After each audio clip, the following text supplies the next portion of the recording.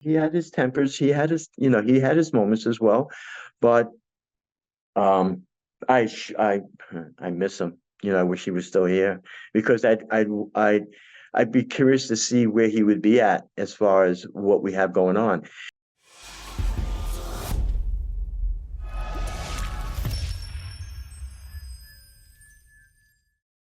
Today is Saturday, February 24th, 2024. Who are we speaking with? Uh, my name is Jon Jon Hernandez.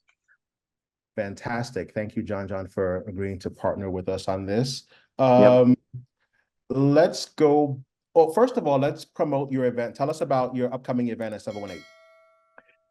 718, I've been working with 718 for a few years now, working at the door. And every year when my birthday comes around, I try to get some place or some space to just get some friends together and celebrate life, celebrate my birthday. And through the years, it's just been at different places. Um, this year, my birthday falls on March 10th, which happens to be the party at 718.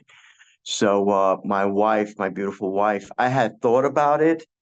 I said, wow, it would be really nice to get in there and do something because they have two rooms. They have a big room, which is called a good room, and then they have the small room, which is called the bad room. And they usually have guests come in while they're having a 718 party, similar to like what they were doing at Santos. Um, so I was like, kind of a bit leery about asking, and saying, hey, I would like to do this here. And I was trying to find a way to approach them with an idea or the idea. And before I knew it, my wife already had was working in the backgrounds. We both didn't know what we each one of, I didn't know what she was doing and she didn't know what I was thinking of. But one day she called me up, not too long ago, and she said, hey, listen, you're going to be playing with Boyish in the bedroom on March 10th. And I was like, get out. No way. So, you all, everybody knows that 718's been around 20 plus years, and it's an honor to be able to ask and to be able to, partake in sharing the decks with somebody and playing. I also worked the door there for several years. So it's been nice. It's been nice. I had been away from the scene for a while, years ago, and coming back, I knew that they were having 718 parties. I went to the early ones down, I believe, on Front Street in Brooklyn. Um, and then eventually, when I came back to the New York City area, I just gravitated to the party, and it felt like home. It reminded me a lot of the old days, of everybody coming together and celebrating and dancing. And it was really about the music and the dance. That's awesome. Uh, let's start from the beginning. Where were you born and where did you grow up? Wow. All right. I was born in Puerto Rico, 1961. So I'm going to be 63. My family moved to New York when I was 3 months old. So I got to, I believe, Queens area, and then we moved to Brooklyn. And I grew up in several parts of Brooklyn, down by Northern and Franklin Avenue, and then later on down by Park Slope area. And basically, I was there for a long time. First Street between 6th and 7th Avenues in Brooklyn. Um, and the neighborhood was basically mixed, lower and middle class, as well as the sexual orientations. There were straight, there were gays. So it was a very interesting upbringing. I lived on First Street, um, and Joe Clausell lived on Fourth Street. So I remember him, his family, being in the neighborhood playgrounds and playing ball and stuff like that, and playing handball, and we'd always see each other. And it started out with my family's always been into music and electronics. My mom was a singer. Um, so I would always get the hand-me-down equipments from my uncles and my grandparents. So at a very young age, I had a reel-to-reel, tape player, record player, records. My uncle worked in retail in a record shop. I don't know if you remember King Carroll back in the day. So I would always get, everybody was after a while, as I got older, my early before my teenage years, my friends would always be like making Christmas lists with toys, and I was like making lists with records that I wanted. And my uncle would, under the tree, I could care less about socks and underwear and clothes and stuff. I was always like, where's the wrapping paper? Where's the records at? Where are they at?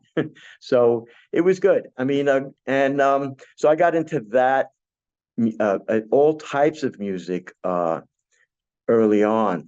I got a small transistor radio when I was young, and I was just listening to everything that was coming through the airwaves. Um, it's changed so much, but the deal is that it was a great way to expose an individual, to a wide assortment of music. I also, when I was in junior high school and stuff like that, played music, a little bit of guitar, some piano, not a lot, drums. So I was always involved in music at an early age. So growing up in Brooklyn was very interesting. Went to Erasmus Hall for a couple, 2 years, and then John Jay High School in Brooklyn for the next 2 years. Um, and it was pretty interesting. It was, and back then it was, a lot of music, a lot of kids dances at the high school, and it was pretty cool. It was pretty cool. What kind of music did you hear around the house when you were growing up? Oh wow. Growing up, depending on whose house I went to, uh, my uncles were listening. Well, my uncle who came back from Vietnam, he was listening to a lot of Sly Stone, um, what else? Santana, Cosby, Stills and Nash. Um, what else? Donovan. My other uncle, it was the Beatles, Frank Sinatra, Elvis Presley. If I went to my grandparents' house, it was well, my other uncle was a lot of big band jazz, like Benny Goodman, Gene Krupa, Tommy Dorsey, Glenn Miller, stuff like that. If I went to my grandparents' house, it was uh, music of the old our land of Puerto Rico. It wasn't so much salsa; it was boleros, it was Los Panchos, but you know, since they came in pre 60s, they were listening to a lot of Broadway shows, a lot of Andy Williams, a lot of who was the other one? Oh, Johnny Mathis, Connie Francis, um, Dinah Shore. It was a wide assortment of different types of, especially like, and then I had my aunt who is more into the classical stuff, classical Beethoven, Mozart. So, whoever I was staying with, that was basically, what I was exposed to. Wow, such a diverse musical background. Do you remember Yeah. do you remember the first record that you bought? Well, I remember that I bought, wow, it could be something like the Archies, Sugar Sugar, or Crystal Blue Persuasion. There were 7 inches at the time. So what would happen is sometimes I would do chores, or my grandparents would give me a buck or two, so I would save them up and go to the local record shop when I could get there and purchase a record. So I remember that. Um, but I also remember getting into my mom's records and like really like not treating them right. So I would get like kind of spankings for getting into her records, and like basically we had a long hallway, so I would put the record on the floor and take a nice good running start, land on the record, and slide the rest of the way down to the hallway. And she was like, "No, this is not what that's for." So, so good. So good. Kind of what they do on the beach with the with the surfboards, these mini boards or whatever. But Yeah. So then, yeah, but I also have memories of sitting there at we had these old phonograph players that looked like furniture. They were just these wooden boxes with the combination radio tune, you know, big elaborate things. And I would just sit there, watch the record just spin around and around, and eventually just fall asleep. And then they would just put me to, they put me to bed. But yeah, it was the Archies, Sugar Sugar. I also remember the cereal boxes back in the day having like these cardboard records on the back of the cereal box. You would have to cut them out and actually play them. So it was like the Jackson Five. That was like my first, one of the first albums, a few albums that I remember getting as a kid was the Jackson Five's greatest hits, the Looking Through the Windows album. Diana Ross presents the Jackson Five album. But I also had a lot of Beatle albums as well later on. But yeah, so if the to answer your question, I believe the first record I got was like Sugar Sugar by the Archies, or it could have been the One Bad Apple by the Osmond Brothers. You know, a lot of the pop stuff is what we were listening to as kids, or what was actually, you know, you sit in front of the TV and these variety shows would come on, you know, like Carol Burnett or Cher or even Merv Griffin show, the Dinah Shore show, and they would have these acts come on, and I would be like, that's how basically I want that record. You know, I want, you know, when that comes out, that's what I want to get. Wow. And then do you remember your transition to nightlife and clubbing? Do you remember the first nightclub you went to? Okay, so again, we go to high school. Bunch of the kids that I grew up was hanging out with, they would always mention going out on the weekends and partying. And they would be talking about the Starship, the Salsa, the Corso.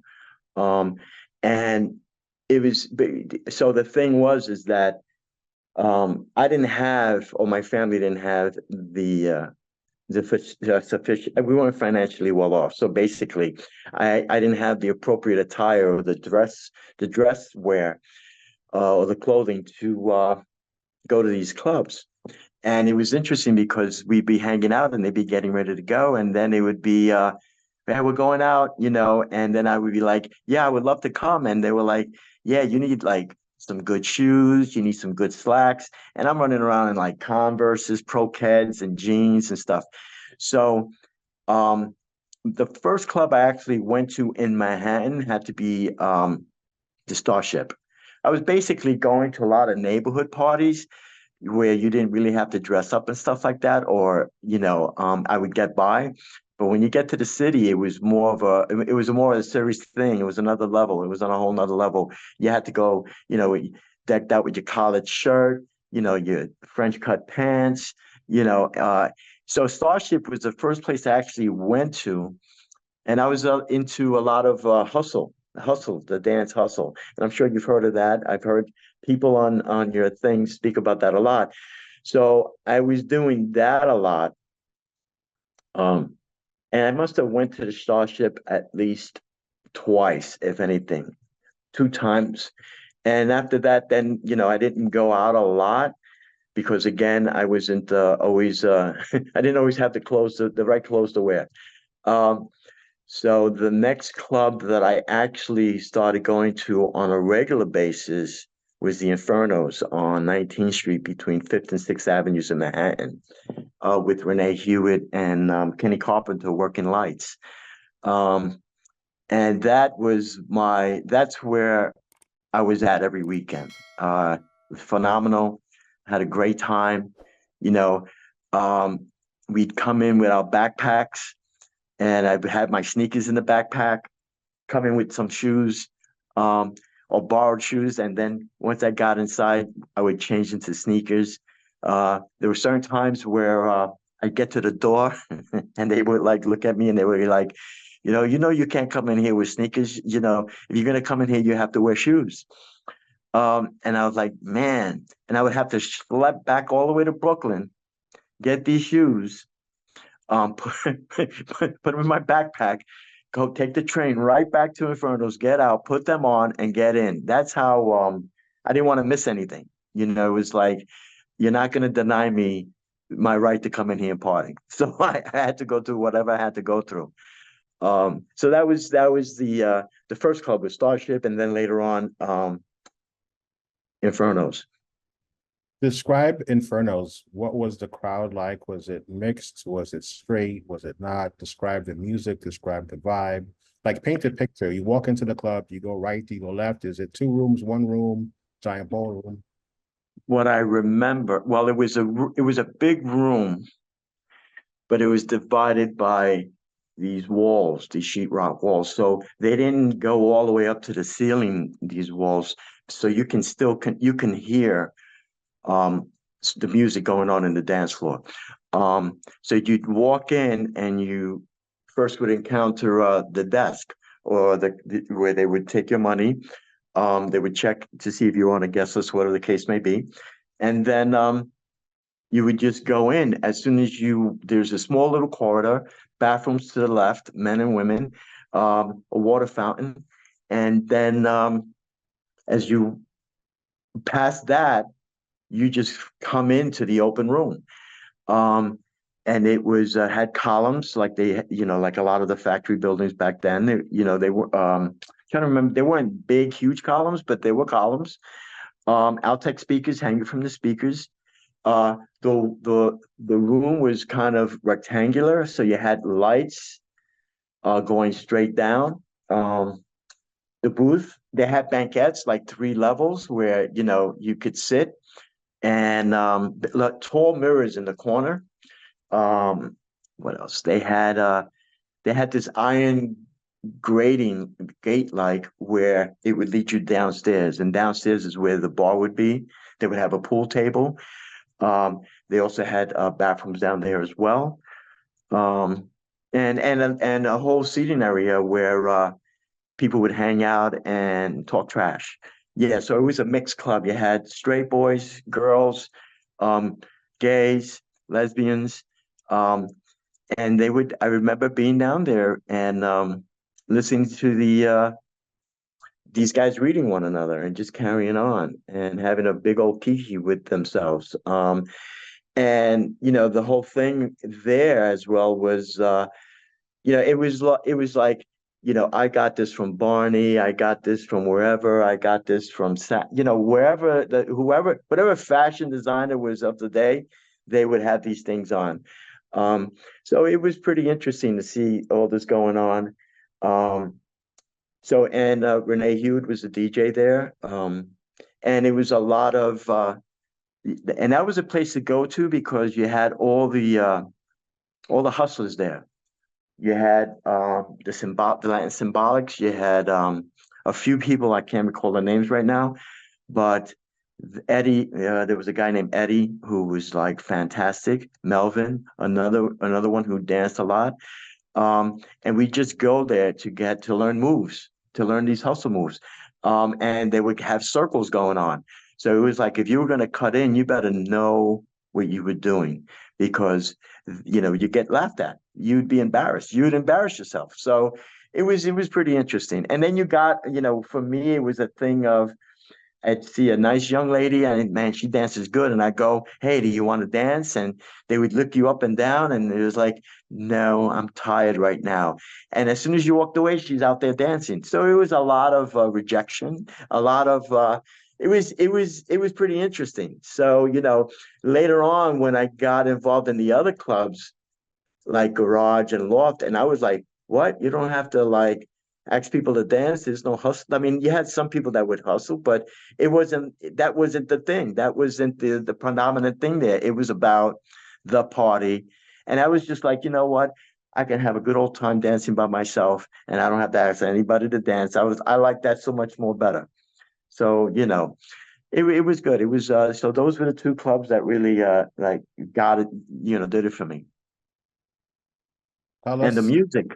The music was just, like the typical late 70s, early 80s, I believe, but it was Michelle, Can You Do It? South Shore Commission. You like it, we love it. Munich Machine, a lot of the old disco stuff. And it was really good. It was really good. Wow. Tell us about the ozone layer. Ozone Layer. That was a place in Brooklyn. Before it was Ozone Layer, I think it was called Promoters or something like that. But I didn't go to it at that point. I had met David through a friend of mine named Marcus Rice, or Marcus Young, Marcus Rice. And he worked at the restaurant doing the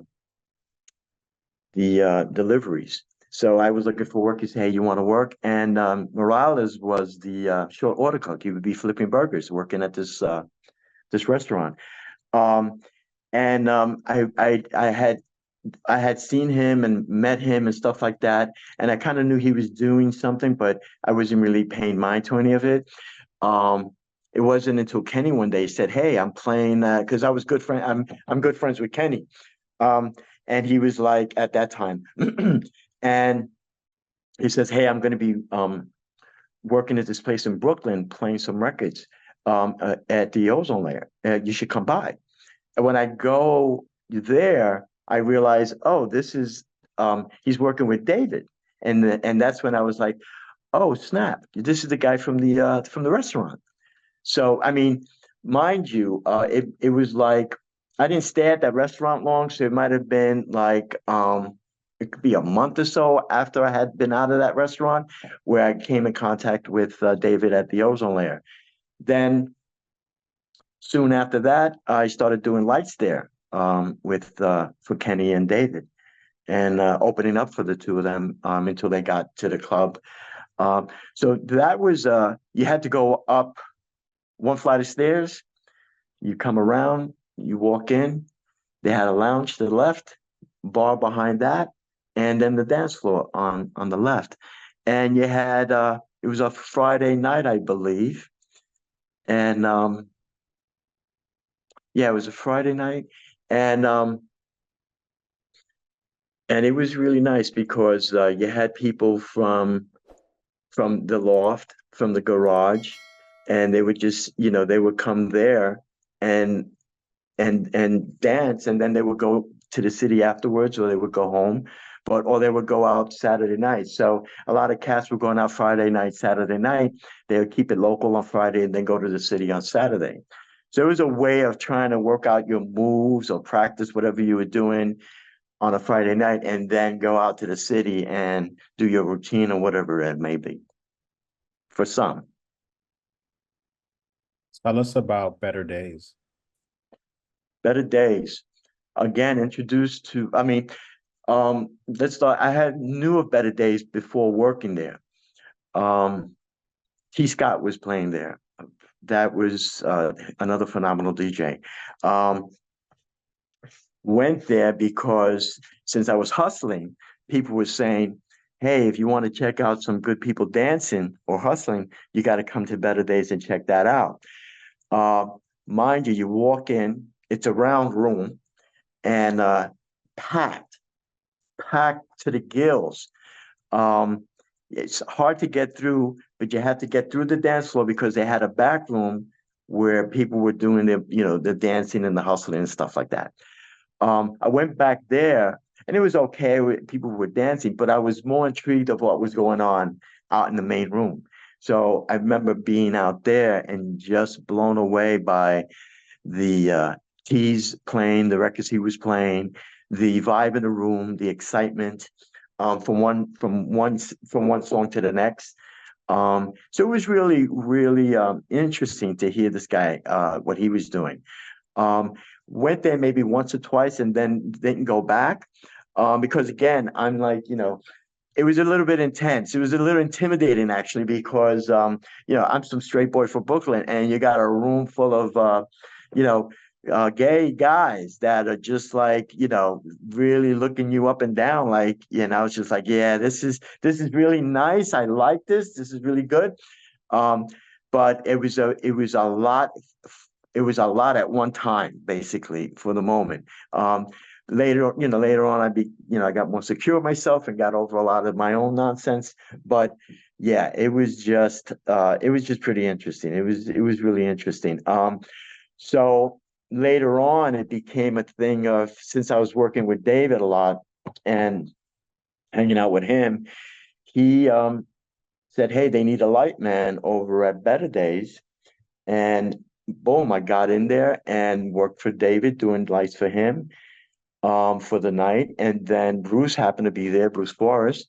And, eventually I ended up getting the gig, working there. What was it? Wednesday to Sunday, and I was off Monday and Tuesday.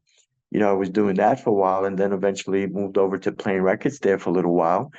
Um, and, that lasted for a little bit, not long. And then eventually I moved on.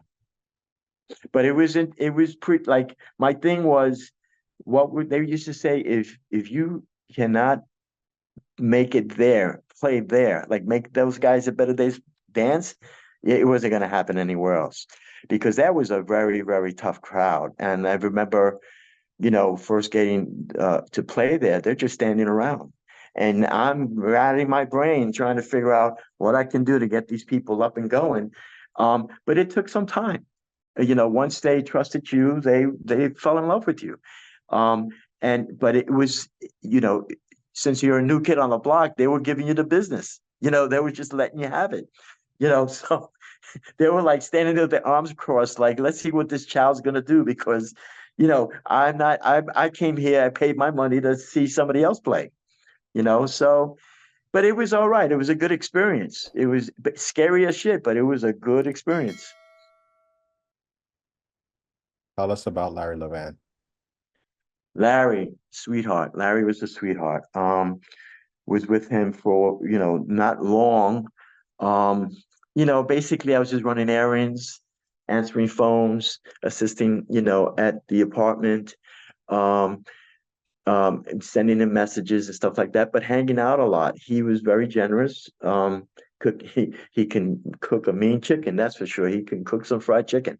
Um, he uh he's very generous, very talented, very knowledgeable. And we would always have these conversations regarding sound and music. I remember at the apartment he had gotten these pair of JBL speakers, and everybody says this kind of same thing. But we were in the apartment, high, again, involved in drugs and stuff, and high as a kite. And he's like, "Can you move that speaker this way? Can you turn it this way?" This went on for like 20, 30 minutes before he was like, "Yeah, okay, that's fine."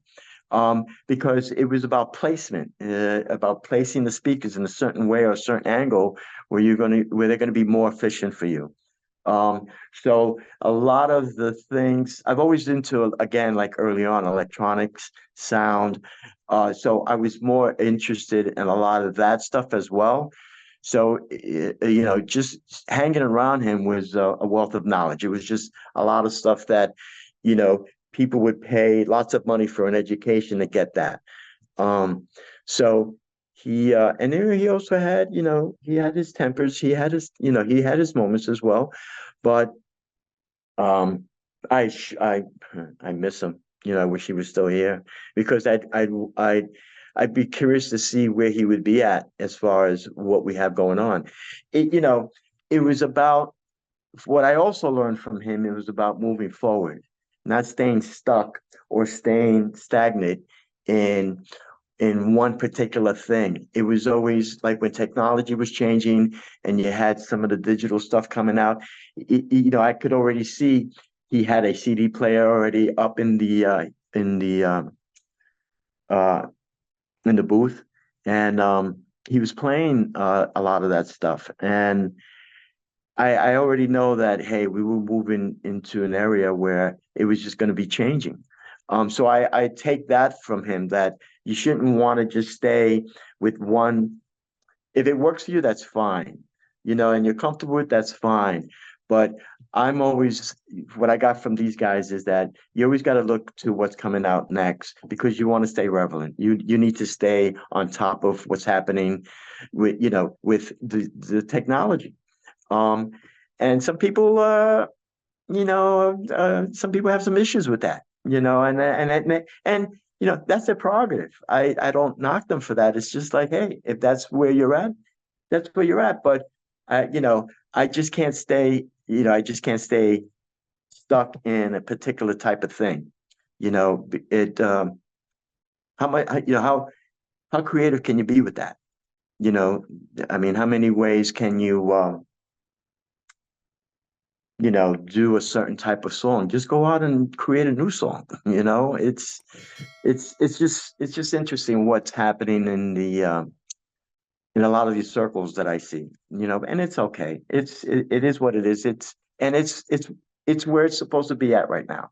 But as far as Larry goes, there was, that's what I got from him, is that you don't want to be stuck in one particular thing or pigeonhole. And you can see by the things that he was involved in, or the music that he played. It was a cornucopia of a lot of different things. You didn't just stay stuck on one thing. It was, and it's funny because there's, no matter where you're at, you want to be able to um, be successful. And you just can't be successful if you're stuck in one thing, or one particular thing. You have to be able to be, what is it they say? You have to have a lot more tools in your toolbox, because you never know what you're going to run into, you know? So that's basically it. I mean, he was a good soul, generous. I just wish he was still here with us. Tell us about doing the lights at the garage. What was that like? That was interesting. It was every so often.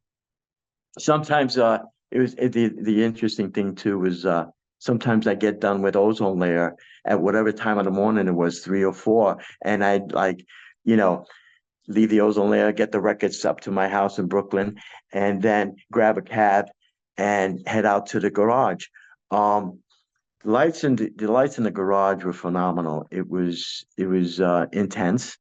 Um, yeah, a lot of working parts, not what you have today with a computer. But um, I remember being up there one time again, um, uh, a little, inebriated, and I had a pair of Ray-Bans on, and I'm banging the lights out, doing what I know how to do, because a good a good lightman, because he knows his music. And since I was playing music, I knew all the tracks that were being played. So um I'm playing the lights and everything, and everything's all of a sudden, I feel my glasses going up, and I turn to the side, and it's Larry, and he's like, yeah, do you think it's a little too bright in here? Because since I had the sunglasses on, you know, and then he would just take this box that he had, that he would slide over, and he would just turn it on, and it would shut me down. So then he would just, do the lights in the room for whatever particular part of the song, and then he would let it go, and I would be able to control it again.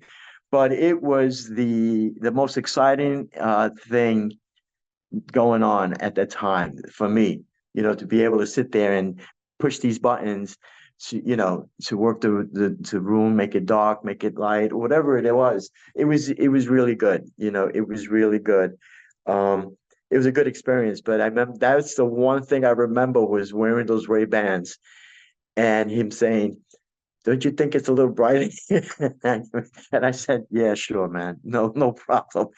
From the rest of the night, I had to keep the glasses off, because it was just funny. It was funny. Tell us about the first time you went to the garage. Who brought you there? What was that experience like?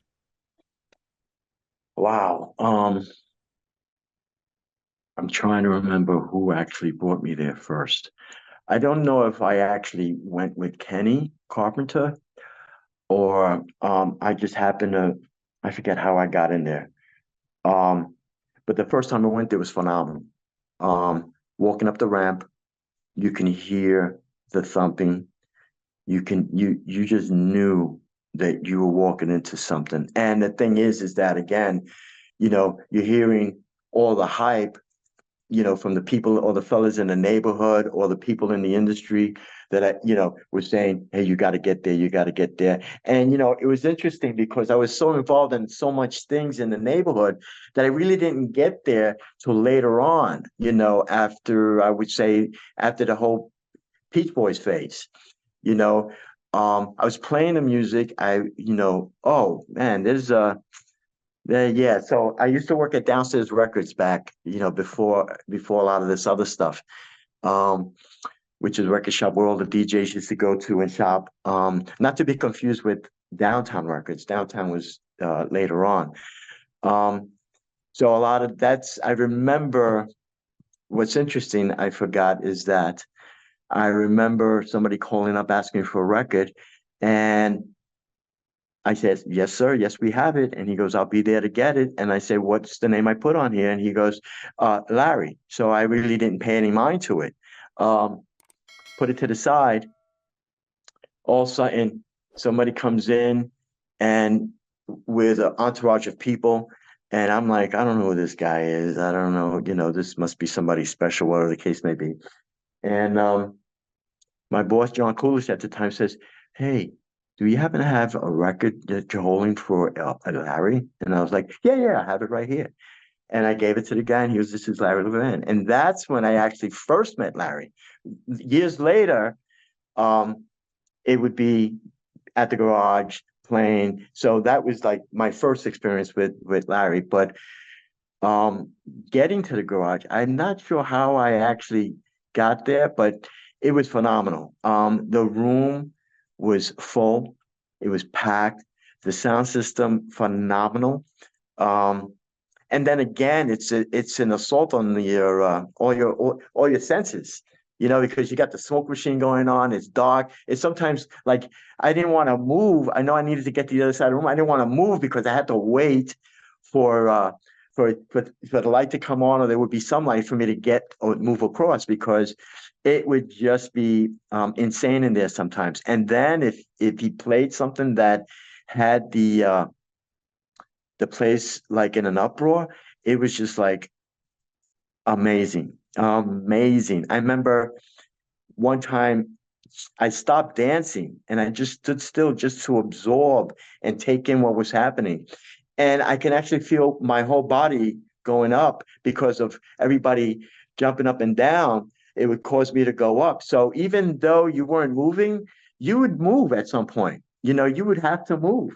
Um, it was an insane experience. And then again, you know, um, I've experimented with all types of substances through the years, early on, and it was just phenomenal, phenomenal. If I walked in there, I might have been on acid. If I walked in there, I might have been on some other thing, but it was just an amazing place. You ever see like they do this wave over in the ballparks or in the stadiums? You see it go around.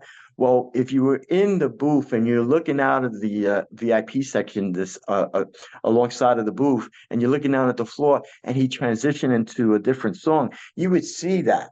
You would see a whole like across the room, and it was just the control that someone had on that on a floor like that.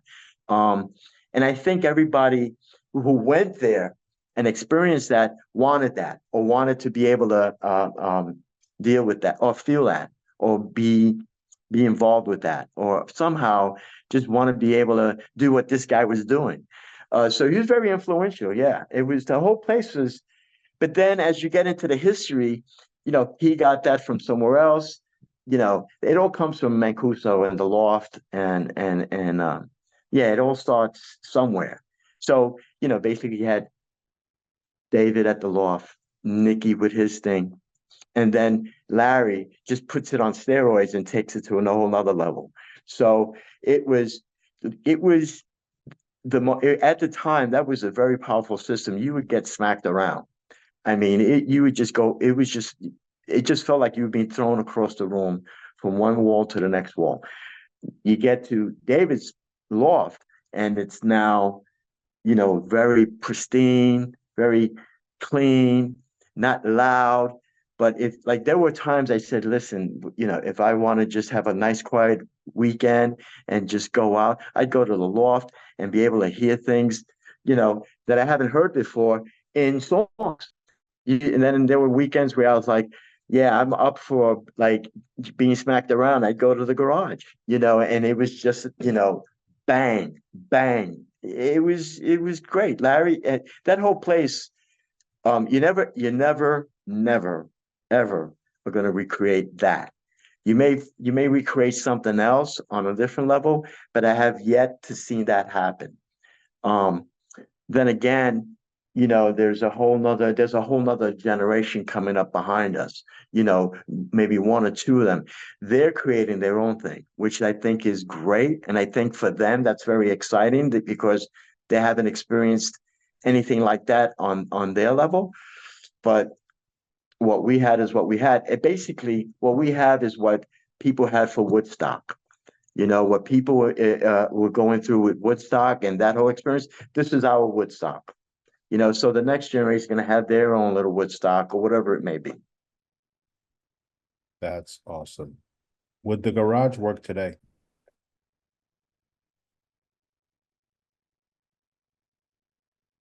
Yeah, I believe so. I believe so. It would work today. It would cost you some money to get in there because, well, they didn't serve no alcohol. They didn't serve no alcohol. It was just water, juice, fruits, bananas, you know, and but they created the revenue.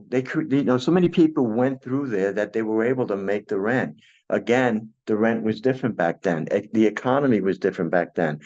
Would it work today?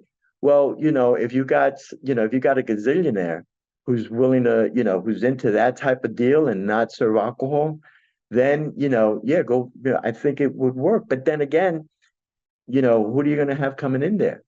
Just dancers, people who are going to want to bring their own alcohol, I guess. But, to answer your question, um, it would work. I guess it would work if they had the liquor and they were serving alcohol, you know.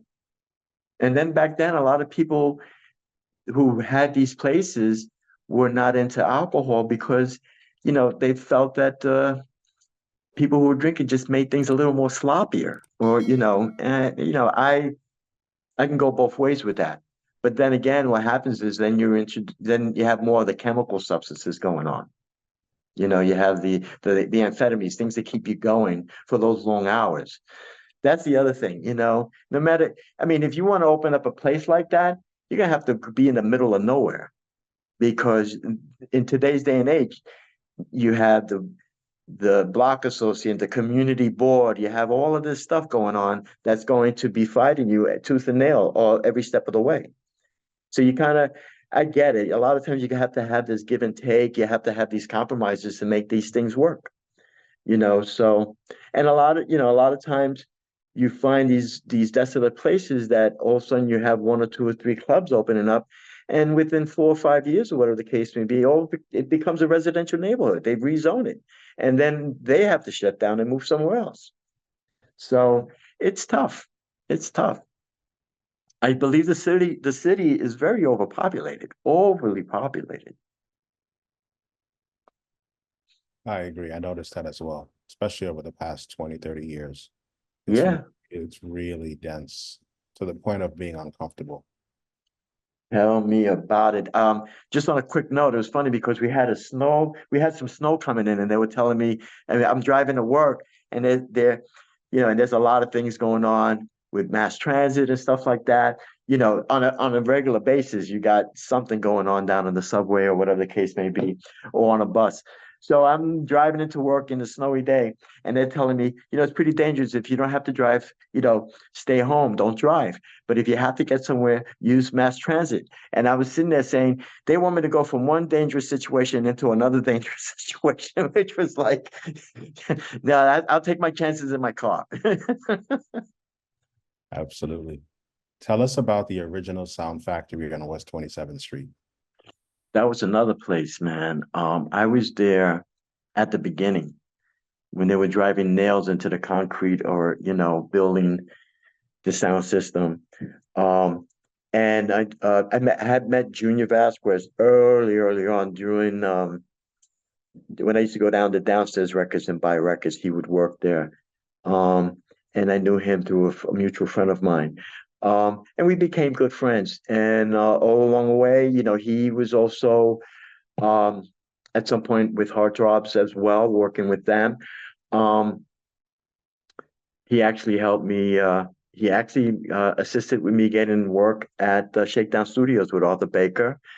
And you had a lot of people go through there, the Shep Pettibones, the Latin Rascals, um, I'll Be Sure, that whole there was some other stuff going on in there because they were open 24/7, consistently recording. They had booked a lot of things came through there. Um, so so since I knew Junior, he would always tell me, "Hey, when this thing gets going." Um, he was also friends with Keith Haring. Um, they also started doing, yeah, so they were starting to do these pop-up parties throughout the city. They were doing this place called Baseline down on Hudson Street. Um, and I would assist doing lights there as well. Um, and eventually they were like, we're going to be opening up this place. And I was like, yeah, okay, fine. I'm more of the type where this is going to happen. I go, okay, fine. I sometimes, because of my experiences, I don't believe it until you're bringing me into the place and say, this is it. And then I'm like, oh, this is really happening. Uh, so I went to their opening party and they had, it was okay. There was no work for me to do there, but they had that opening, it wasn't an opening, it was like a warm opening or a soft opening. Um, and it was a big space. So a few weeks later, they opened it. They said, hey, we want you to do lights. I started working there. And that was many, many nights and mornings in there where Junior would actually just, it was magical. It was very magical as well. Um, Junior being who he is, being a diva and all that, it was sometimes difficult, to work with him. But we had been friends for so long, you know, it was really it was good. It was good. There was a story. Wow. Uh, that's where I got to become good friends with Christina Visca. It was who else was the owner? Phil Smith and Richard Grand. So we got one night at the and Christina will attest to this. We got one night, the fire department was always harassing us. They would either come by, they look around, leave, or come by and say, hey, you have to, close. Um, on this one particular night, they come through the fire department and the room is full and they tell the owners everything. You got to shut this down. There's just too much in here going on. And I don't know if it was of overcapacity or if some permit issue or whatever the case may be, but Junior has a fit. He's yelling, carrying on, decides he wants to leave. Leaves. I'm shutting the booth down. A lot of people had left. I'm not even going to say there was a handful of people, because it was more than that. It was maybe, I don't know, half a good amount of people in there. They come up to me, the owners, Christina, and says, "Hey, listen, we have just our friends here. Can you turn the set back on and play some music?" And I was like, "Oh, I'm not sure that's going to be a good idea." They said, "No, no, no, it's okay." I said, "Well, where's Junior? He went. He left. He went home. That's why we're asking you to play some music." And I'm like going, "Yeah, I don't think I should be doing this." And it's okay. We'll take care of it. I'm like, are you sure you're going to be able to take care of this? Fine, no problem. I go in there. I turn everything back on, start playing music. People are having a good old time. This is going on for a few hours now. And then, eventually they had their fun and everything. And they roll out, and I go home. Next time I get a call. from Junior saying, how can you do this? Da da da da, you're my friend, blah blah. I'm like, yeah, but they're my boss as well. Not only are you like my friend and my boss, but they're my bosses as well. And I'm just trying to do, you know, and next thing I know it, Christina calls me up and says, hey, Jon, how's it going? About the other night, Junior's not too happy about this. And I'm like, yeah, I already got a call from him. Well, you're going to be suspended for like 2 weeks with pay or without pay for that. And I'm like going, oh my God, you people are something else. So you know what? Um, Everybody that day said, man, you really didn't, you turned it out, you did good. And so my thing was like, it was worth it. It was actually worth it. Sometimes it's a little inconvenient, but when you look at it and now we all laugh about it. So that was one of the many. And then we also had Grace Jones perform there. That was a whole nother interesting night because I had to, Grace Jones comes with a lot. It's a whole theatrical thing that comes with her. And yeah, I actually just had to, help, assist, and be just a worker there. And somebody was overseeing all the lighting. You had a lighting director in there. So it was pretty, that was a good experience too. And we had it, the show went off without a hitch. But it was again a lot of work, and in the end you say, yeah, that was a lot. This guy was, and I remember the lighting director yelling at me, and I remember like this guy yells at me again, I'm going like lose my mind. But I think in order to get something off the ground or become that successful, you have to go through all these little trials and tribulations. You have to go through all these things that are very uncomfortable to deal with. But hey, we got by it. And at the end of the weekend, it was the talk of the town. So it was good. It was good. It was a good experience. Tell us about Heartthrobs.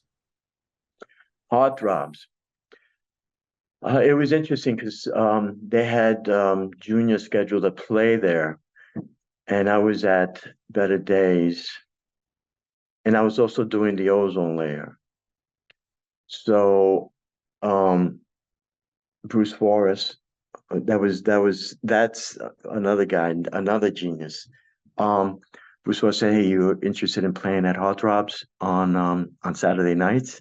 And I was like, "Yeah, sure." But mind you, I didn't know that Junior had I didn't know that he was offered the gig or anything like that until later on. And he, it was pretty interesting. I got the gig. It was fine. The booth was pretty much set up the way it was when it was Heartthrobs, but they had changed everything else. The clown face had came off. Um, they redid the decor in the club. So it was good. It was a good experience. Louis Vega played on Friday nights. I was at the Ozone Layer on Friday nights, and then Heartthrobs Saturday. And then in the interim as well, I believe I was still also at Shakedown during the week. So there was a lot going on at the time. I wasn't there. Might have been there for maybe a summer, a few months. And then it was just a lot. It was a lot. It was a lot of things that I was doing and getting involved in that I was just like, yeah, okay, fine. I really don't want to do this anymore. And I moved on. Um, yeah, so it was pretty interesting because they were trying to get a different clientele in there. Now, mind you, so you see, this is what's interesting is that you had in the city, well, you had a group of people that are listening to a lot of this freestyle stuff, TKA, Niobe, a lot of that Latin freestyle stuff, which was great. It was music. I enjoyed it. But then you had like this other side that was the R&B stuff, the soulful stuff, the more it was danceable stuff, but it was not generated by you know, this Latin freestyle stuff. At some point it all meshed together, but then you also had the coming in of house music out of Chicago. And we started gravitating towards, well, I remember I and a lot of my peers were gravitating towards that, while there were still people doing the Latin freestyle stuff. So, you had that division there for a second. And I always find it interesting that the individuals or the group of people that were not on board right away with the new music coming into town, eventually went over to that and started doing that, which was cool. It was great. It was just like, it was almost like, it's about time. I was waiting for you guys to get over here. So and that's always a case in point. You have something that is introduced, and a lot of people are not going to gravitate towards it, but then at some point they'll get there. you know, for case in point, CDs and vinyl. Oh no, no, no, no, no CDs for me. Da, da, da, da, da. Eventually, they're not even doing that anymore. They got their digital files now. So, but it's always anytime you're introducing something new to the masses, you get some pushback, and you get some resistance. But Heartthrobs was basically a mixed crowd, young, and it was like, and at the time I'm playing like stuff from Better Days and this new house stuff, so it wasn't going over very well.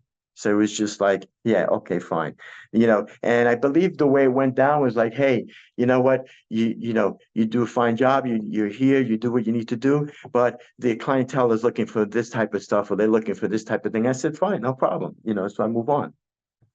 And that's everybody's prerogative, if not everybody's going to like the same thing I like. You do the door at 718 sessions. What does a typical night look like for you from start to finish? Like, how do you prepare? What time do you get there? What do you do before the club opens? Like, how do you get the list from Danny, from Go, from Benny? Like, talk to us about a typical night from beginning to end. Well, it all depends on the venue. Depending on the venue is a key point. You have some venues that aesthetically are the feng shui in it are fine. It works out well.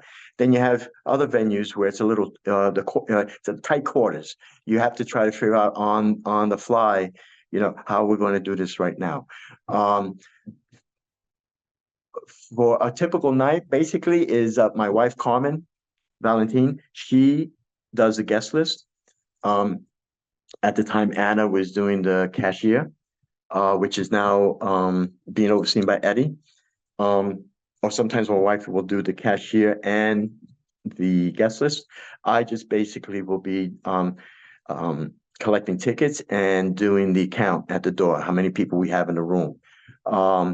Because then at some point, if the room gets overcrowded, then we have to stop for a second. So depending on the venue, it could be very smooth, very easygoing. But if it's tight, like let's say Good Room, for instance, it can become insane because you have a few things happening in that small little corridor.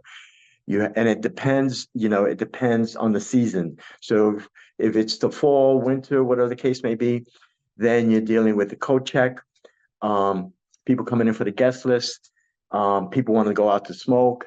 So it's all about being able to navigate individuals. And then you get people who have been drinking a little bit too much, and you have to get, through to them, or be able to, take care of them, so they can have a safe ride home, or just to have a good experience, whether they remember it or not. But it can be very pleasant. So my wife handles the guest list. She gets it from Danny Go, and like I would say, managers from the establishment or the club or the venue. And we just, as soon as we get there, I would say maybe a half an hour, because it's a pretty simple setup. It's not that difficult. I have my responsibilities. She has hers. And the cashier, whoever that may be, Eddie or Anna, they have theirs. Every so often, I will relay the numbers to Benny. And then, at the end of the night, next day, I'm either communicating with Danny, like, hey, it was really good. You did really, this what stands out for me. Um, yeah, so there are days where sometimes I'm like, bah, man, I wish I was upstairs. I wish I was having dancing. I wish I was enjoying this moment of the night. But I also am honored that I was asked to come on board because it's, since it's like 20 plus years, it's a staple. It says a lot, to the testament of this party that people are still attending. And now you have a whole new group of people being introduced to this party. So that's what I've also seen, that it's not only the old faces from when I was coming up as well, but it's also a lot of new people, which is refreshing. Is there any special protocol for VIPs or special guests when they come by? Yeah, they have to see my wife, Carmen. They have to say I'm on so and so's guest list. Um, let's see, I'm trying to think of a moment where somebody came through and I said, "Yeah, go right ahead." Um, there were maybe one or two occasions that happened. And then I would let my wife, I would let Carmen know, and then she would give me the comp tickets for them, and I would, add them to the list. What's the biggest challenge in doing the door? Uh, being patient, remaining calm, um, and also being welcoming. Not. That's not the challenging part. The challenging part is just dealing with certain people who I get it, you know, but I had an experience once, and this is a good one.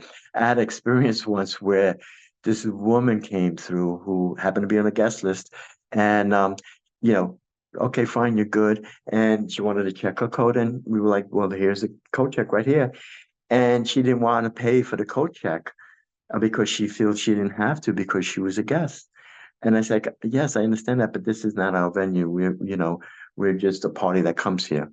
Um, and she says to me, looks me right in the eye. She goes, I'm a princess and I should not have to check my coat. And I said, well, what do you know? In all my entire life, I've never met a princess before. It was really nice to meet you. So, and I turned to my son and I was like, look, everybody, we have a princess here. Have you ever met a real life princess? So, I mean, it's somehow trying to be diplomatic, but also try to be, I mean, for me, sometimes things could really be a little humorous to me. And I use humor a lot, but that night I was just like, she went upstairs with a coat. And I remember mentioning it to somebody. I'm like, listen, this person, they came in here with this entitlement, and this is a small, I mean, this is an issue. And they said, "What did she say?" And I was like, "She's a princess." And I could not believe that I have in my entire life I've never met a princess. And you know what? If they all act like this, I don't need to meet any more princesses. so so I find it it's pretty amusing, the people you run into. And you know what? There are a lot of people who have a great sense of fashion who come in, they work these outfits out, they come to the door. And of course, I have to say, listen, you look fabulous because I know that they took time out to put this together. And I think they like that. It's always good to say, hey, listen, you look really good. And since I'm stamping people, sometimes they get their nails, and I'm like, listen, your nails look great. But it's the truth. It's like, for somebody to take time out to do that for themselves, that says a lot. And then to come to the party, so we want to always try to have a safe environment for them. Sometimes people can, have a little bit much in their system, and eventually they like, hey, it's time to go home. Okay, great. Do you need us to call your cab? Do you need us to do anything? Do you need water? You have certain things that happen, and we just want to make sure that they're taken care of. Have you noticed any trends in the types of crowds that's been coming in over the years? Um, no, well, I was born in 61. So, I mean, I've seen a great deal of things going on throughout my life. So I don't, um, as far as I see as far as fashion goes, I see some things coming back. I see I see, yeah, I see a lot of things, but it doesn't, I mean, I just think that people feel that they believe that they're fabulous and they need to be dressed in that way. So they come in like that. But it's the same old for me. I always look around and I just go, yeah, these are people that just want to come out and have a good time. They want, it's a sense of, I want to come here. It's almost like aerobics or whatever. I need to go to the gym type of a deal where they need to come here and release this energy that they've had to deal with all week long with the job, the boss, the significant other, their relationships, whatever it may be, or society as a whole, just, compounding, a lot of nonsense. They come there to, or any, to dance, to get that out of their system, and I think I think it's very important that there's places like this for people to go to, because if they didn't, you have a lot of things going on on the streets of New York. So there are a lot of people that would say that, garage, the loft, a lot of these spaces saved their lives, because if they weren't going there every weekend, they'd be in trouble, or they'd be getting into something else that they shouldn't be getting into. What do you enjoy most about doing the door? People, just interacting, the music.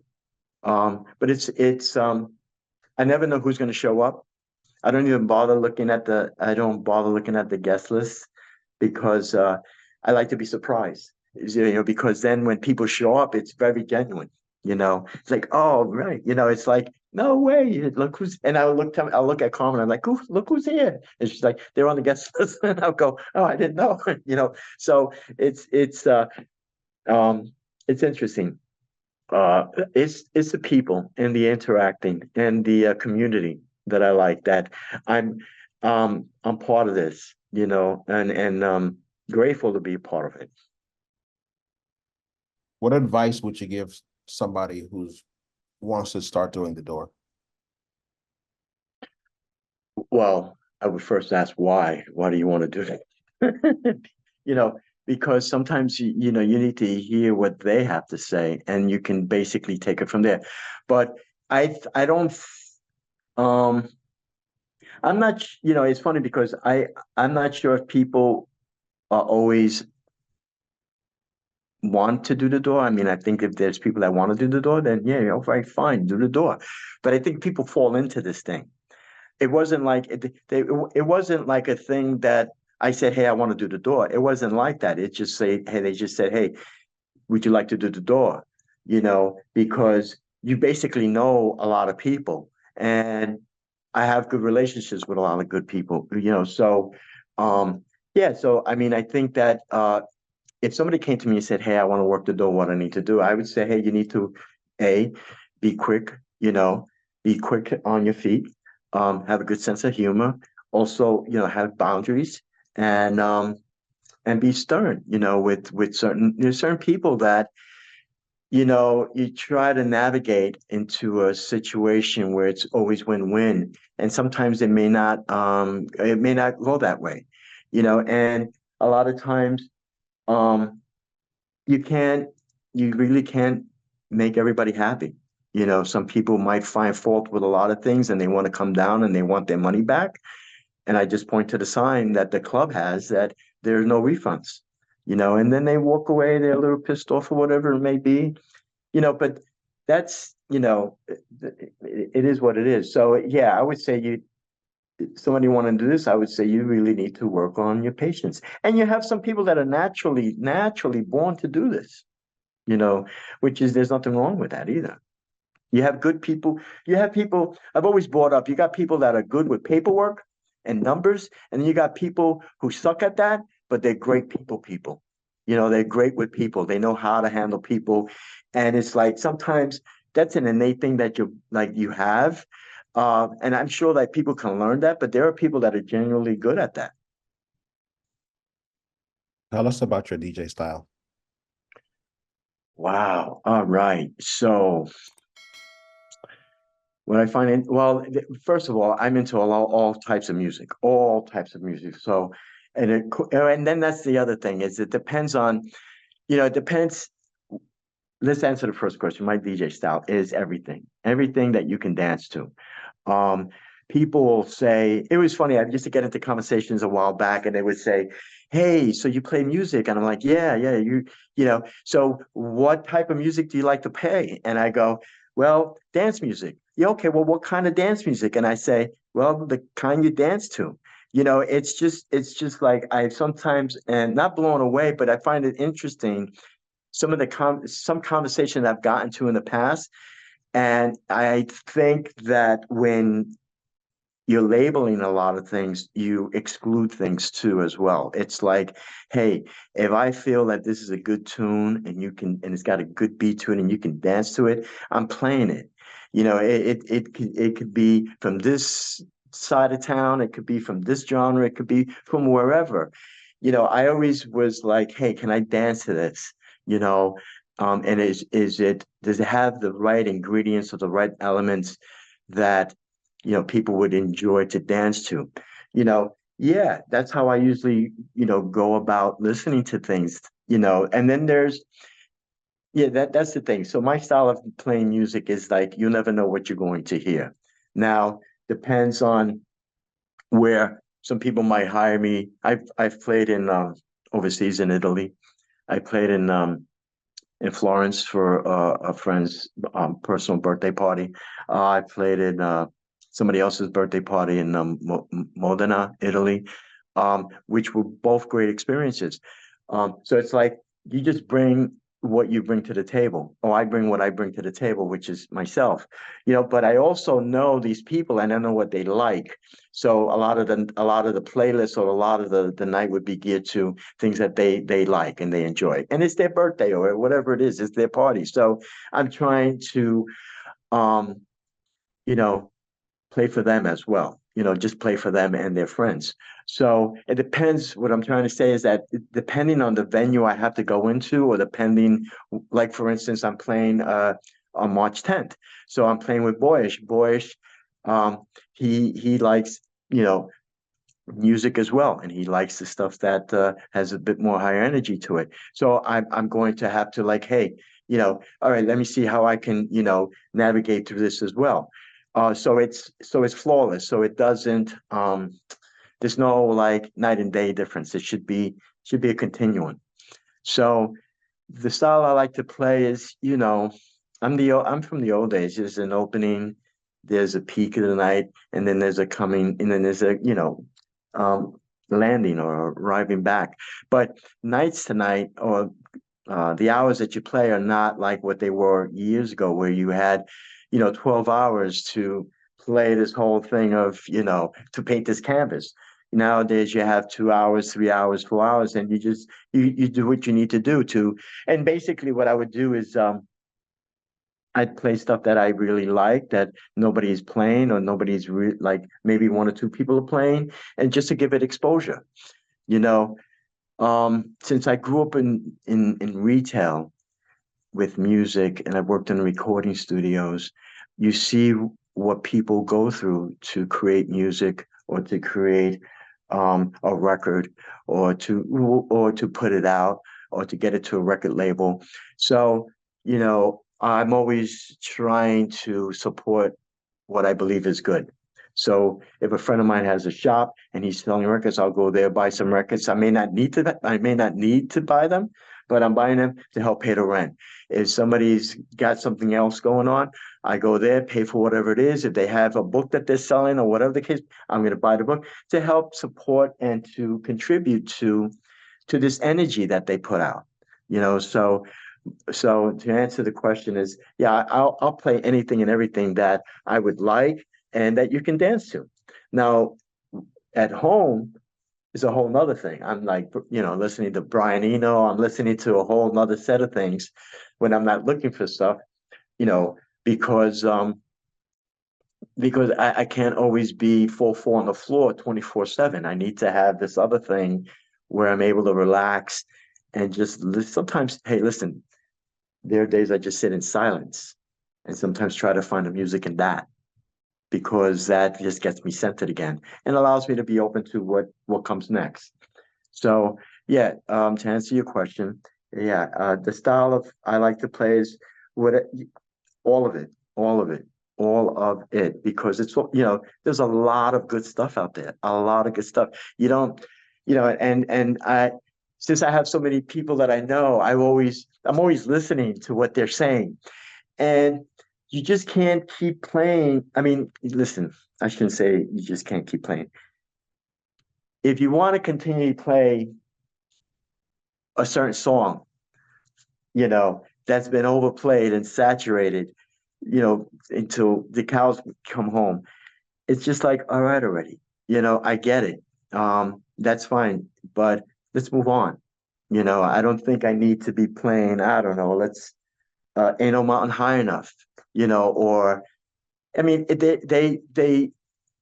but I'm going to be honest with you, they all have a place in time when you want to reintroduce that or to bring it into a set.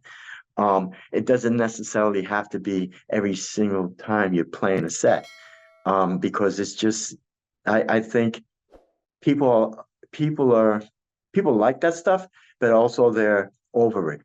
So, it's like I don't dislike these. Listen, I could be talking to you right now, and then come March 10th, I'm playing this very same song I'm telling you about right now. So the thing is that I think there's a time and place for everything to revisit. But I don't, but I think that there's so much stuff out there. Why resort to that? Why stay there in that, in that, in that area, or in that, whatever it may be, genre, whatever it may be. Let's just move on, and I think that's what keeps things fresh and alive. That's what keeps people coming back. That's what the thing for me is that what always intrigued me was, like, you never know what this person is going to do, or how it's going to turn out. So I keep coming back because I'm always intrigued. So that's like some of the things that I like to incorporate into my thing. You never know what I'm going to pull out. But it also keeps people coming back, so. And then there's sometimes, I don't know if it's my old age, there's a lot of politics. So a lot of times I'm just like, no, I'll just sit here and watch things go on, watch the wheels roll around, because it's just like, yeah. And sometimes I'm like sitting there listening to this stuff, and I'm going, yes, this is the reason why I don't want to get involved in this stuff, because it's, like you're doing this. I think this is great. A few people have also doing this as well, which I think is great. There's nothing wrong with it. Um, but I believe that there's other things that I could be doing, or if I want to do something on my own, this is your vision, this is my vision. I need to execute my vision, and to try to incorporate other people. It's just like sitting there listening to this, going, yeah, we're gonna have problems already. I can already, before the thing has even happened. It's like, yeah, so. And like I had mentioned earlier, that's why a lot of times I hear people talk about the past. And I used to sit there in the beginning and go, I don't remember it that way. I don't remember it being that way. Because I was there. I know I was there. But then I come to realization I wasn't the only one there. And I wasn't in the corner of the room that they were in, experiencing what they were experiencing. So everybody's perception of what happened years ago, that's theirs. And I can't take that away from them. So I know that I have mine, and a lot of times, you know, it is what it is, and I'm just happy to be able to come up through a time where I was able to experience these things. But I always felt that I was always showing up a bit late I was always like showing up a bit late to the party, so to speak, because, since I was born in 61, you know, things always seem to, I've always like, when I finally got to the law, a friend of mine was like, you finally made it. I've been telling you to come here for years. And now you're like, I'm like, yeah, well, I didn't really, it wasn't time for me to come back then. And I guess now is the time to come. And I walk out of those places or out of those experiences saying, man, I should have got here a lot earlier. But it is what it is. It is what it is. So yeah, it's pretty interesting what's going on. And the last question, what's next for Jon Jon? What's next? I was just having this conversation with my darling wife, and Elvin Reyes. What's next? You know, this whole thing with this birthday party has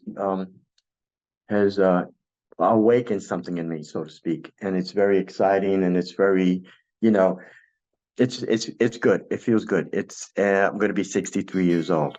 Uh, I'm going to be retiring from my full-time employment in a few years. So I'm like saying, let me start. What am I doing? So it may be a thing of where you may be hearing me play more often or find things to do that deal with music. Um, because my core being lately has been saying, this is what I should have been doing for a while now. And I just had been dealing with bills, dealing with being stable, you know, um, just being a responsible individual, and taking care of my priorities.